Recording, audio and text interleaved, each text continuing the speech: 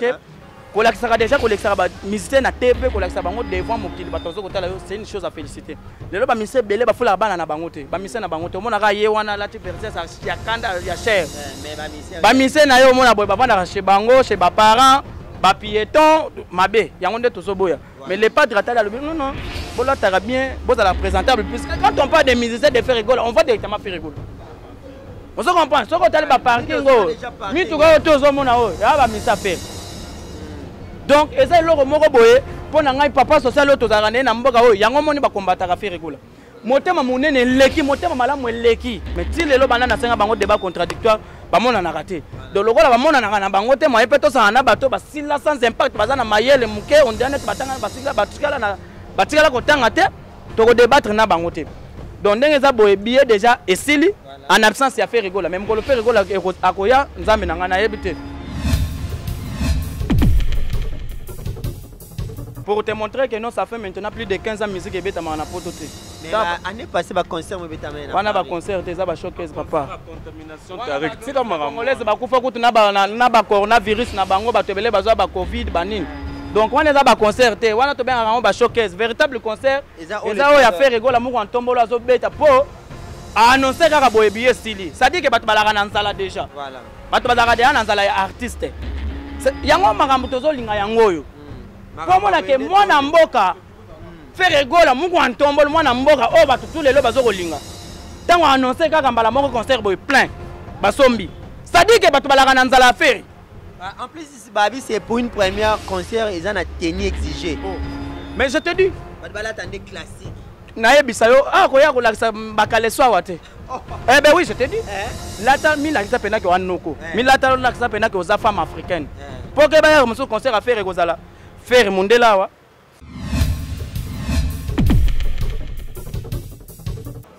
Merci beaucoup à tout le monde, à tous les internautes, à tous les abonnés de Emergence One Télévision.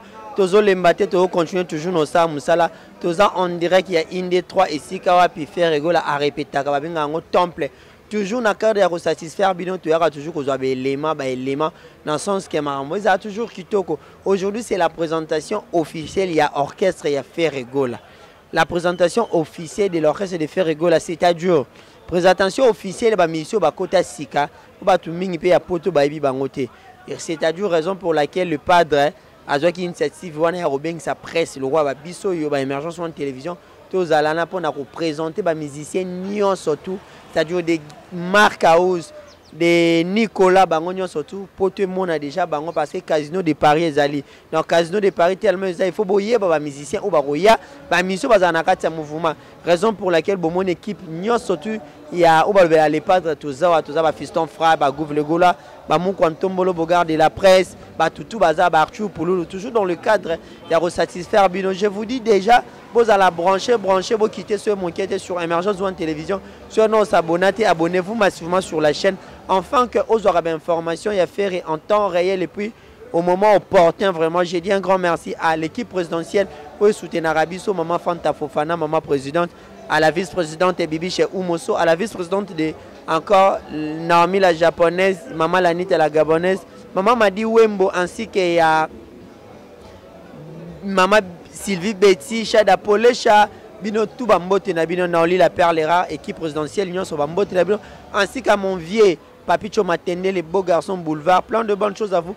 Bienvenue au signal le mannequin de Liom Takangi Ronald Mobimba les pas de présenter ba musicien na ba danseuse talarara et ba mamwisa mana ba poto na ba orchestre moi bien structuré dans le sens que moi ba musicien peu belé ba kenda ba msoupe ba yakota sika public payé baba o ba kota sika déjà sans plus tarder dans ba interview ba intervenir ya public au bazawa ba pesa ba impression par rapport à ça. Merci beaucoup.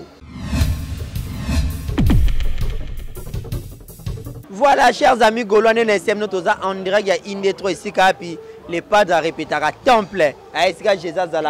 Je suis accompagné de Bogard de la presse Arthur Bogard babi le les présentation ya ba musicien parce que les padres représentant moi musicien Kala les lois présenté groupe Asika OP Kota na ba danseuse baya ben impression nous andeni no mona orchestre ça ba initiative qui toko boy en tout cas ngai nazo sepela yango parce que ezala na noté tout monde a préparation ka mbala moko ki budiki budi ba mise ba komi na poto voilà Vous avez il faut présenter pour ma vraie chérie, pour ami qui connaît pas la mission. Il faut pas bon déjà. Il faut pas mon déjà regarder parce que bah. Nazo ben déjà boté bien avant. Pour eux mususu pe na ko ben après mundele na ngakuna échanger. Yo kende le concert to kende mundele. Mais nazo kende rasio yebite que toza na muku antombolo. Muku antombolo. Toza na muku antombolo donc ndenge za boye. Moi je trouve cette idée c'est très vraiment bien parce que kolakisaka déjà kolakisaka ba musicien na TV kolakisaka bango devant mokili batozo kotala yo c'est une chose à féliciter. Lelo ba musicien belé ba fula bana na bango te. Ba musicien na bango te. Mona ka ye wana lati verser ça ya kanda ya cher. Mais ba musicien na yo mona boye ba bana chez bango chez ba parents ba piéton mabe yango nde tozo boya. Mais les padres atala le non. Bola tara bien, boza la présentable puisque quand on parle des musiciens de faire rigoler, on va directement faire rigoler. On se comprend. Ce qu'on t'a ba parking go. Mi tu go tozo mona o. Ya ba musicien faire. Donc, et ça, le mot boye, pour n'anger papa social auto zarane na mboka o, yango moni ba combattre à faire rigoler. Motema monene leki, motema malamu leki. Parlons également des casinos de Paris où on est sali qui va misser sa présentation, billetterie déjà ici, les soldats. Balo bananu ke za base, ngana za posa ba analyse, ngana lukaki kutu Mumbaya, na lukaki kutu na ba demer, baya to sala analyse sur ces bases, on va aller vérifier na site internet puisque Marambo Mikolo TV jamais à la radio, za sur radio to beti. Vous comprenez?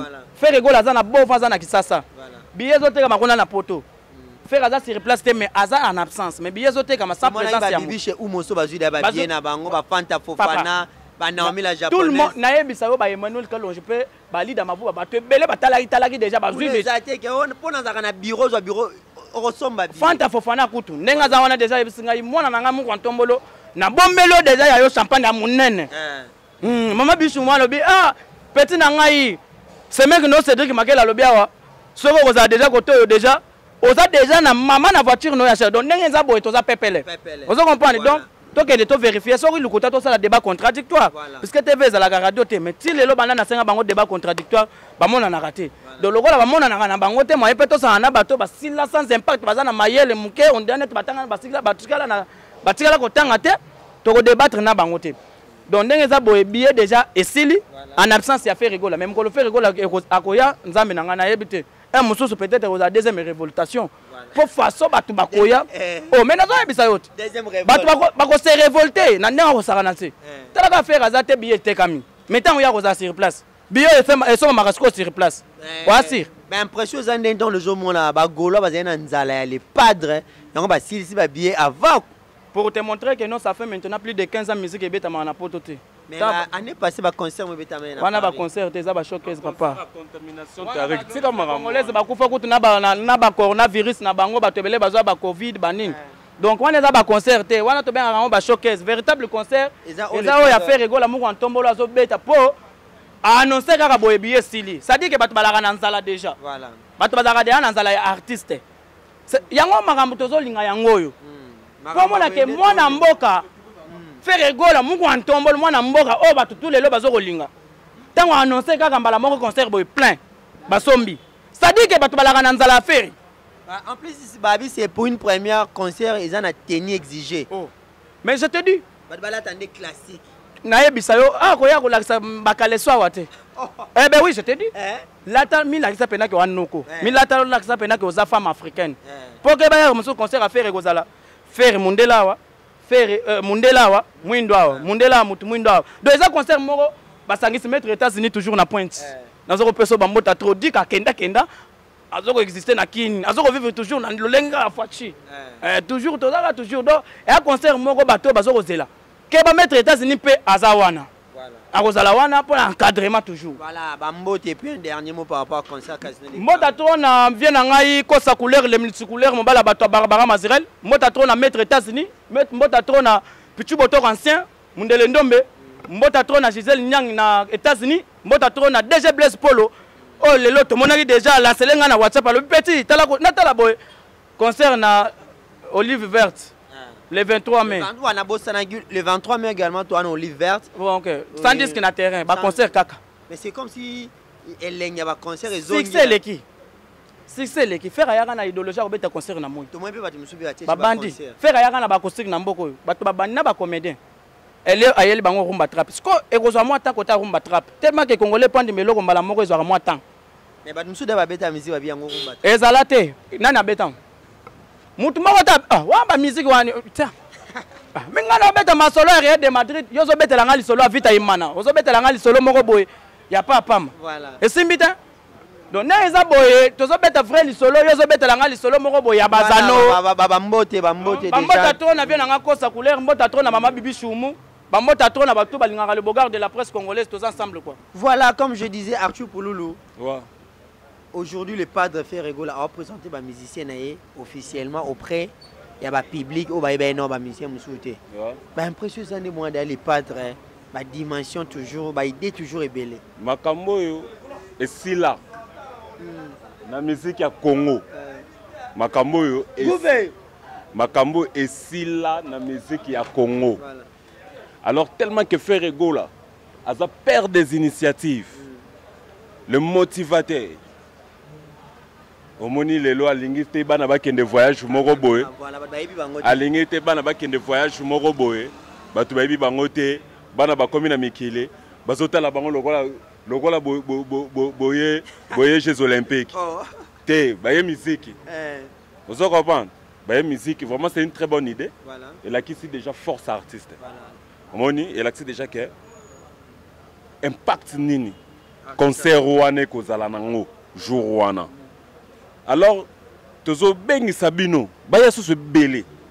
Bosomba babié mabeka parce que la place VIP et si j'ai risqué ba tu pas prendre la place normale mais bana ba billet VIP. Vraiment. Balinga billet VIP ma fin la place normale. Vraiment nous sommes en direct. Mais ça n'a pas en fan na biso pour ba fan na biso pembe. On dirait qu'il y a une des trois, les temples, est-ce qu'il n'est pas de répéter un mois tous les fans. Vraiment un mois tous les fans. Ils ont manqué, on fait que tu as la période crise sanitaire, moi côté Zati c'est réservé. Oyo bako zala bazana nous informer te. Mikolo tout ça vraiment na ba répétition moko très très spéciale. Voilà. Baya ko participer golo. Participer Zati za ba coulisses non? Bon, c'est quoi non. S'il te plaît. La logique participation ezake participation ezake boya ba musicien na bino bazala besoin moins mai moins photo mais erne musale bandaka mayokota exact biso nde siko yebi kaka nde makambo ezalaka wa nde ozozoma toza na accès mais pour na bino bagolwa surtout bozala ba palais bozela biso na émergence soit télévision bolanda ba direct ba makambo ebele d'ici là côté le padre déjà zokoma déjà dans le déjà Polo déjà commis dans le padre Azada Nzela dans Makoleza Nzela quoi. Merci beaucoup Arthur na sepeli ya trop ouais kitoko nene sebino bagolo bazaya ndenga ko sepele ya grave. Donc, nous sommes en direct, nous avons des présentations à musiciens. Avec un grand plaisir, je dis un grand merci à bienvenue au Signor le mannequin de Lyon, à Viali Kondaï depuis Athènes, partagé, M. Gandezara, Gilles Tamba, le revendeur, l'ambassadeur, Mtate Kami Tukasolo, à Rotansia Mobutu, Kevin Yelaï, la Batunion, sur ma message, l'Andatari, Kengang, ingénieur Dride Kibé, Kula Kula Bambote, non, merci beaucoup. On est ensemble, les mamans Lanita, la Gabonaise, maman Madi Wembo. Vous êtes toujours branchés, comme je vous disais, c'est pour la toute première fois, et ça marque la toute première fois dans la nouvelle génération quoi. Artiste et Benazo présenté par musicien à l'occasion d'un long voyage au Bossa, il y a un niveau à Casino de Paris. Il y a un niveau à Paris au livret concerne à Casino de Paris. Donc imaginez toujours l'artiste, il faut toujours créer des initiatives, des belles idées, des belles opportunités pour permettre baninga ba master ba yeba na déjà poto ko yamba bango baza ba visage mo ya sikate quoi baza ba visage mo inédité mais ezada ba bilongo yeba ni sara kitoko. Merci beaucoup à vous, restez toujours branchés sur Emergence One Télévision. Merci.